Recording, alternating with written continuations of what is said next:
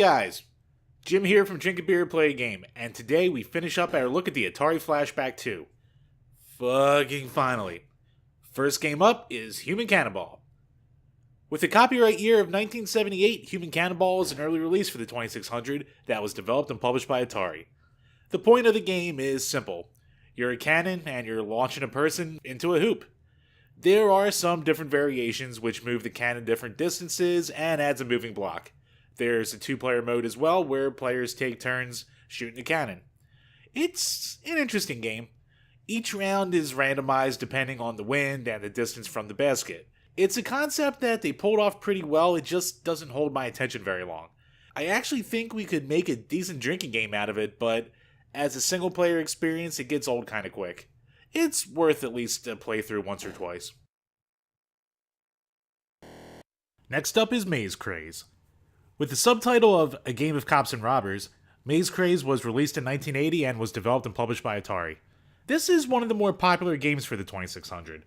The players are cops who are trying to chase robbers in a multitude of ways. There is absolutely no single player here, just multiplayer.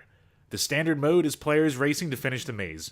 Other modes include hidden mazes, players to catch, wounded cops, etc. Unfortunately, I didn't get a chance to try this with a friend, and I can see the appeal though. If you have a buddy, I would definitely give this one a shot. I just wish I was able to play it more. Next game, Off the Wall.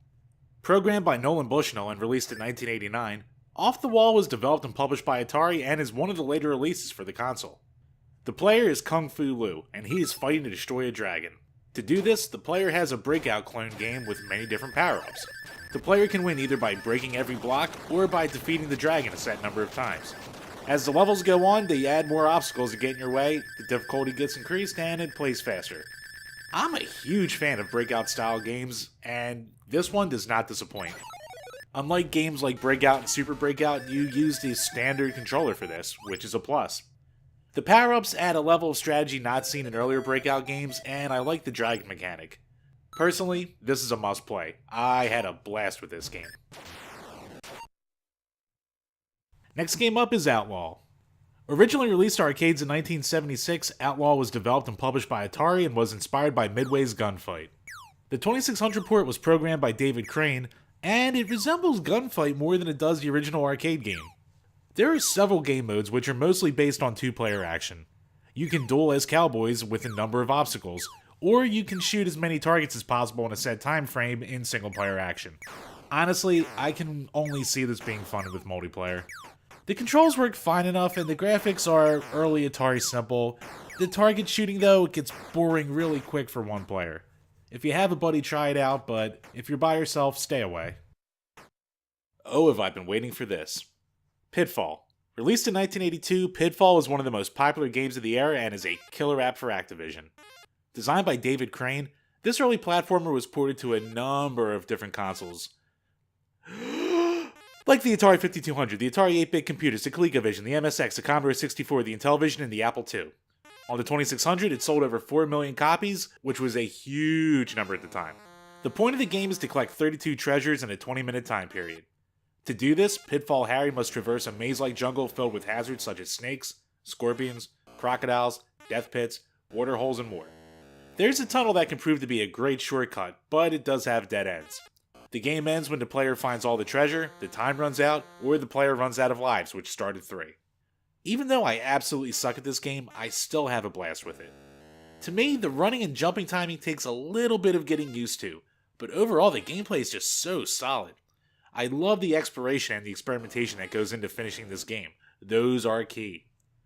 This is another must-play for the console, not only for the 2600, but really for any console you can get it for. Here's an interesting one, Radar Lock. Released in 1989, this late release was developed and published by Atari and was Atari's answer to Afterburner by Sega. This game runs almost entirely off reused assets from the game Solaris. The point of the game is to destroy all the enemy aircraft using a number of different weapons and refueling at the end of each level. Each level adds more enemies and gets significantly harder, with 5 levels in total. This game impressed the holy hell out of me. Look at it! Look how smooth it runs! Look how fast it is! This game controls surprisingly well, too.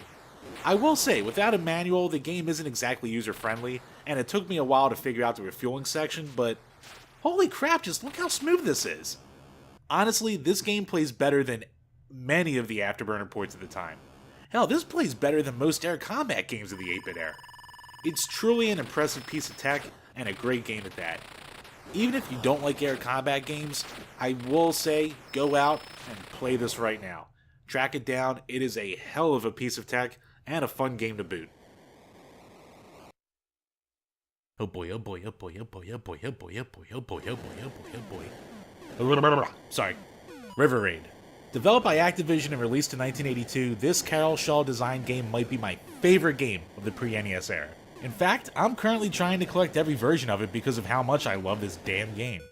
It was ported to the ColecoVision, the Intellivision, the Commodore 64, IBM's PC Junior line, the MSX, the ZX Spectrum, the 5200, and the Atari's 8-bit computer line. Whew! The goal of this game is simple. Pilot your jet down the river, racking up as many points as possible. The player does this by destroying ships, helicopters, planes, bridges, and fuel tanks. The player has a constantly depleting fuel gauge, which can be refilled, but these can also be destroyed for more points. The game really doesn't have an ending. The player just keeps going until they either lose all their lives or they hit the kill screen. Did I mention how much I love this game? It has great presentation, it controls perfectly, and it just draws you in with its simple yet addictive gameplay. Words can't describe how good this game is. If you've never played it, please go out, find it, emulate it, I don't care, play it right now. You will not regret it. Next game is Save Mary. Programmed by Todd Fry, this 1990 game wound up being an unreleased prototype that had spent over 2 years being programmed. That is insane for an Atari game.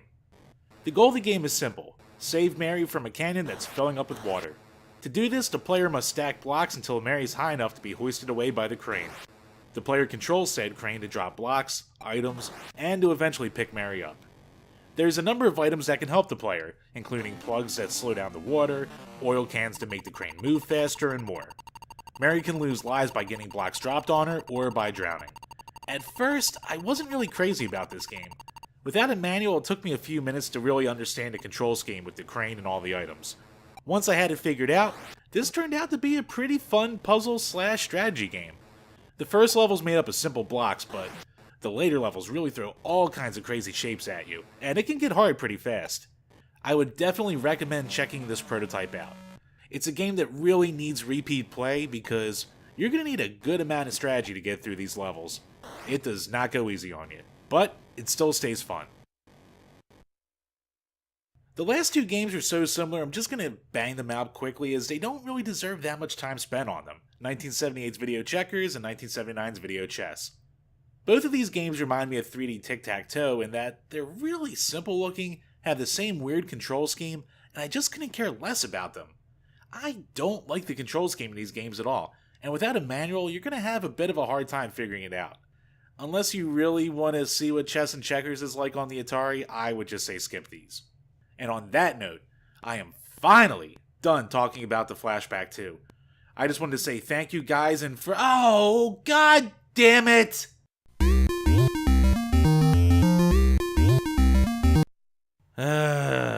Yes, there are 2 hidden games on here. To access them, you need to enter the following on the menu screen. Hit up once, down 9 times, up 7 times, and then down 2 times. It turns out to be 1972, the year that Pong was first released. The games are 2 games that can only be played with paddle controllers, Super Breakout and Warlords. I've played these in the past on the 2600, and I'll tell you right now that they both control great and they're crazy fun. Unfortunately, I have a few of these paddle controllers and none of them work anymore, so I can't really show you the gameplay. The following clips are what happens when I just let the games kind of run themselves. Breakout was released in 1976 and has a weird and complex history. Long story short, it doesn't run off a processor, so any kind of port of it's really just a simulation. This is why Super Breakout was put on here, largely due to the fact that it adds some content and it's a lot easier to emulate. The premise is simple: use a paddle to bounce a ball and break all the bricks. It's simple, but so damn fun. And it's a genre of games that I just can't eat up enough. Warlords is a 1980 game that was developed and published by Atari and was ported to the 2600 in 1981. The goal of the game is similar to Breakout, where the players bounce balls off paddles. The difference here is that it's a 4-player game, and the goal is to destroy the other castles. These castles are surrounded by walls, which act like bricks in Breakout. The balls can be captured and thrown with more force at the penalty of losing some of your protective walls. This game is a stupid amount of fun, and a timeless multiplayer classic. It makes for a great drinking game as well. If you have 3 friends and some working paddles, break this out and go to town. You will not regret it. And on that note, we are finally done talking about this Flashback console. I think it's a great piece of tech and a great intro for Atari fans or people who want to get into Atari in general. I just want to thank you guys for taking this journey with me, for watching these videos, and as always, cheers.